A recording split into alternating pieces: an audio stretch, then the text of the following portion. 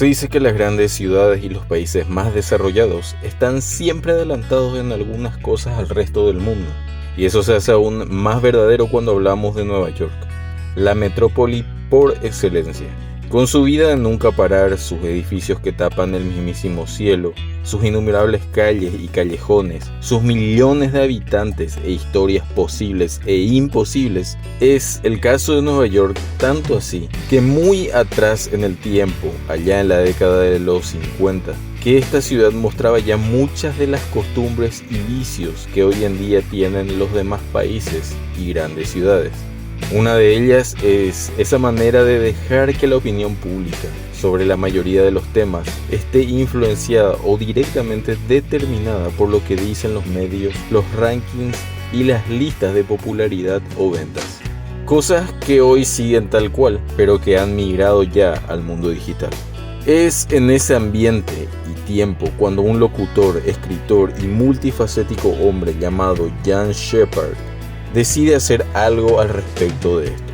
Shepherd era un hombre de radio, uno de esos locutores de otra época, pero que aún así encajaría bastante bien en el mundo de las comunicaciones actuales, que en sus programas hacía cosas que otros no se animaban a hacer o simplemente no podían hacer, ya sea por falta de la vasta cultura y conocimientos que tenía Shepherd, como por ejemplo leer cuentos, muchos de los cuales eran de su propia autoría, realizar monólogos en los cuales cuestionaba con humor e ironía a la sociedad y filosofaba un poco. Logró formar así una legión de fieles seguidores que lo seguían en cada programa y en cada radio a la que iba. Personas de todo tipo, que ya sea que trabajaban de madrugada o padecían de insomnio, o estaban jubiladas o preferían la noche y podían escuchar su programa todas las madrugadas que solían emitirse entre las 0 y las 5 de la mañana. Ahí él desarrolló el concepto de persona nocturna, término que acabó entrando finalmente en el diccionario de americanismos de la lengua inglesa, diciendo que existían dos tipos de personas, la persona del día y la persona nocturna. Siendo que la persona del día era más fácil de controlar, de influir y de convencer de cosas que se promocionaban en los medios, es decir, del consumismo en general. Una persona que según él iba a trabajar durante el día, veía tapas de periódicos, vitrinas de tiendas, escuchaba los programas diurnos y tal vez mientras almorzaba veía algún que otro noticiero, siendo así bombardeado con la información que se le proporcionaba a todo el resto del mundo. En cambio, la persona nocturna, según Shepherd, no estaba tan en contacto con todas estas cosas, sino que llevaba otra clase de vida. Y ello se reflejaba en su misma audiencia, la cual gustaba de libros, pensamientos, de filosofía e ironía, y obviamente del cuestionamiento de las prácticas comunes. Pero todo lo que sería el germen del que tal vez es el mejor momento de experimentación radial de la historia, se dio una tarde en la cual Shepherd fue a buscar un libro en una de las tantas librerías de Nueva York. Él había visto el libro que buscaba y si bien era viejo y raro, sabía que existía. Se trataba del guión de un viejo programa de radio. Pero luego de consultar al encargado y de que éste había buscado en sus listas de libros, este funcionario le dijo que tal libro no debía de existir, pues si no estaba en las listas, entonces no existía. Shepherd se sintió tan ofendido por la petulante ignorancia de este sujeto que le aseguraba que tal libro no debía existir y que una lista era más válida como testigo que él mismo, que sí había visto el libro en persona. Shepherd decidió entonces darle una lección a todos esos snobs, soberbios y sabelotodo de la sociedad. A esa gente que daba más crédito a una lista confeccionada, vaya a saber uno por quién y con qué parámetros, que a lo que decía una persona de carne y hueso. Y ayudado en una experiencia anterior en la cual un editor de libros había comprado varios centenares de ejemplares de un mismo libro solo para verlo unos días después apareciendo en las listas de más vendidos, Shepherd tramó entonces un plan junto a su audiencia.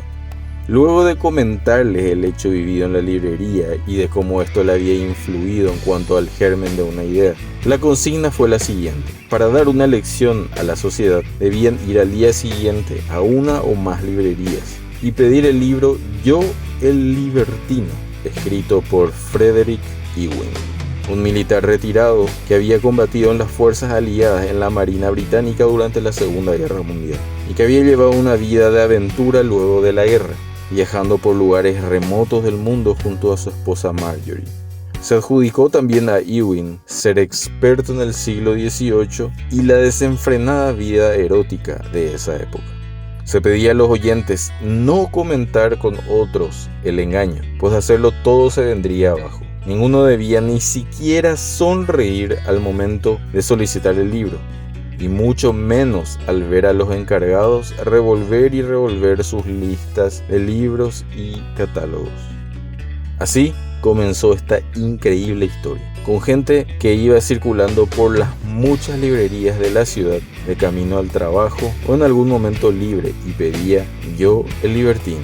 En la primera mañana posterior al primer programa de Shepard, se reportaron 27 personas que entraron en librerías a pedir el inexistente libro.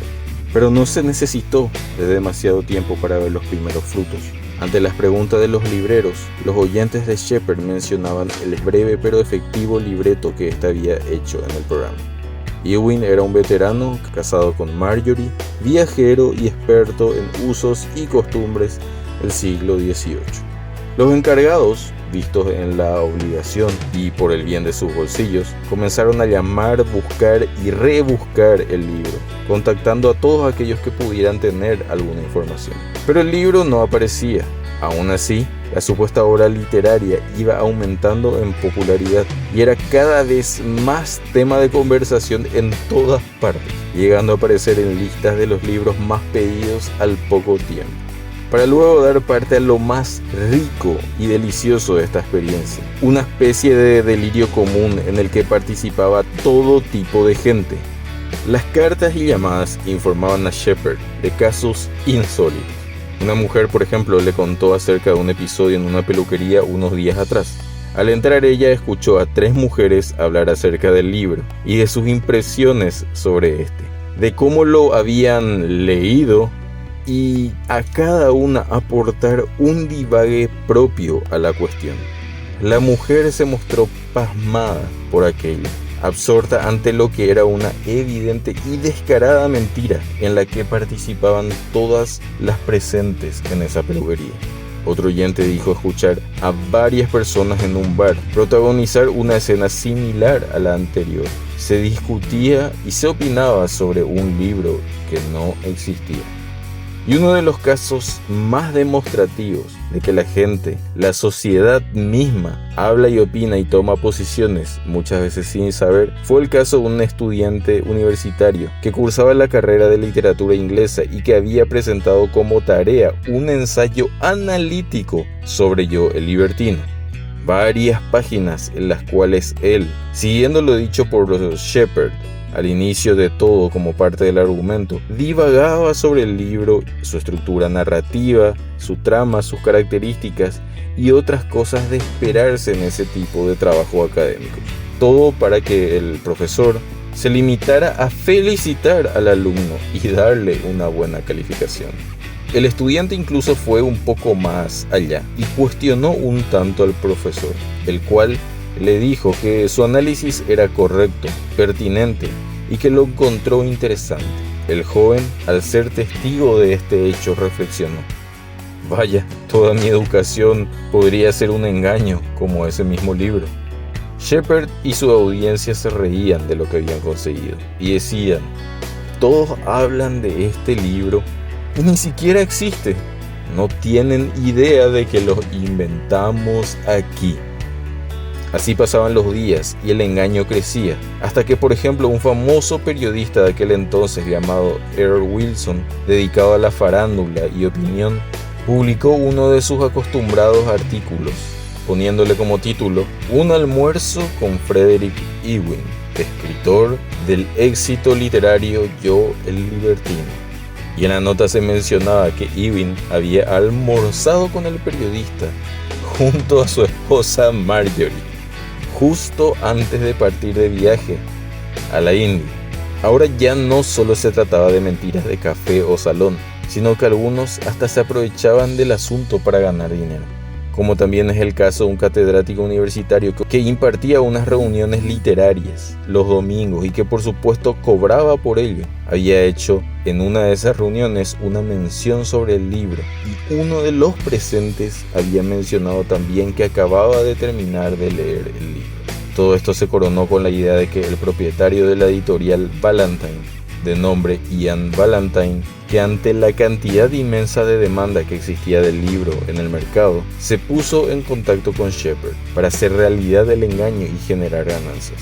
Su idea fue hacer que un solvente escritor, al que algunos tal vez conocerán por sus cuentos de misterio, policiales o de ciencia ficción, fuera, como lo es Theodore Sturgeon, escribiese el libro en el menor tiempo posible y este fuera a la imprenta y la venta comenzara. Shepard, por su parte, posaría para la foto del inexistente Ewing en la contraportada, aparentando ser un reflexivo escritor. Ambos se prestaron y Sturgeon se puso a escribir. Lo hizo en un solo mes y dicen que terminó por quedarse dormido debido al cansancio en la casa misma de los Ballantine, y que la esposa del editor fue la que le dio el toque final al libro en esa misma sala.